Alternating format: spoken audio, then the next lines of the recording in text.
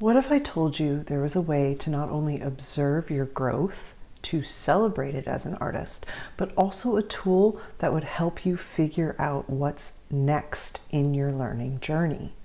Hi, my name is Carrie, and here on Artist Strong, I help artists like you build their skill and develop their unique artist voice. Today, let's dig into the question, how do you know if you've grown as an artist? Inside my free mini course on building skill, called Drawing Drills, as well as inside my paid program, Self-Taught to Self-Confident, I observe a lot of resistance around something I call a pre-assessment or a baseline assessment. And yet, this tool tells us so much about our art. So what is a baseline assessment? In education speak, we talk about something called a pre-assessment. It's a quiz or a test of sorts used to see what the student already knows before any new information or learning takes place. I've also heard it called a baseline assessment.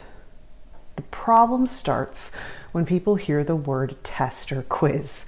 It can immediately have us thinking about being graded, evaluated, judged, and that sounds scary and bad. Here's the thing. Each time you scroll on Instagram, you likely are already doing those things. So many people tell me how they see other people's art and feel not good enough or insecure about their artistic choices. But with a baseline assessment, you are actually comparing yourself to the person you need to compare yourself to in order to grow, learn, and become a better artist. You. Tell me, how else can you know how far you've come if you don't know where you've started? How do you create a baseline assessment? There are a couple of different ways you could create a baseline assessment for yourself. The easiest method is to draw or paint or make a piece of art you would normally create. Time how long it takes and note the date. Document, document, document. Then store that work away, or at least your notes and an image of the work. That is your baseline artwork. How do you assess with a baseline assessment? You have, again, a couple of choices. Once you create your baseline assessment, you can immediately reflect on your artistic choices and application of technique, and then consciously decide to practice something new for a few months.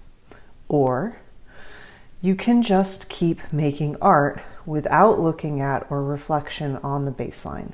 Then you don't look at the work again and you keep going. Choose a time frame, say 3 months from the date you started, and make another artwork. And then that's when you have another assessment you can compare to. You pull out your baseline for that reflection. With either strategy, the idea is to return to the original image periodically and compare it to your most current art to help you see how far you've come. I have a great example here from a student, Adele, inside Self-Taught to Self-Confident. Now, in this circumstance, I made students draw with a time limitation. While you don't have to do that, timing my students helps me spot how they make decisions since they feel a bit rushed, so I can offer more quality feedback during the program. Here is Adele's pre-assessment. In this drawing, we see she didn't have enough time to add much value, but did draw out the whole figure. At the end of Self-Taught to Self-Confident, drawing the same image with the same amount of time produced this. If you compare the drawings, it's clear Adele has a stronger understanding of proportion, composition, and is beginning to play with value. That's what these assessments are all about. It's not about a finished drawing or artwork to showcase to the world. It's about collecting information to see what we've learned and where we want to go moving forward. Why should you care about assessment? This is a powerful way to measure what you are learning when you take new classes or begin a challenge too. In art, we can do this really easily. Before any new class activity program, you can spend time creating a drawing or a painting that acts as that baseline.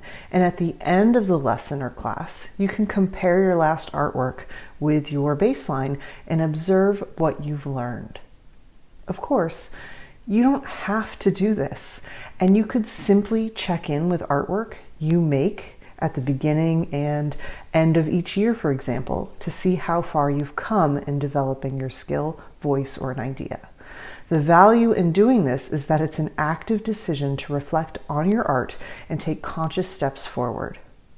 I talk to so many artists who feel flummoxed or get frustrated when they plateau and they feel stuck. And practicing reflection with periodic assessments can be a wonderful tool to help artists consciously think about their decisions as makers, what, why, and how they do the things they do. Let's pause here a moment to thank today's sponsor. This post from Artist Strong is brought to you by the Artist Strong Studio, our community of patrons who believe in and wish to support this work. You can become part of the Artist Strong Studio for a small monthly commitment as low as $1 a month. To learn more, visit www.patreon.com/artiststrong. Special thank you to current patrons. I could not do this work without your support. Now it's your turn. Have you ever worked with a baseline assessment? How could you incorporate this into your practice to take your art to the next level? Tell me more in the comments below. Thanks so much for watching, and I'll see you here next time on Artist Strong.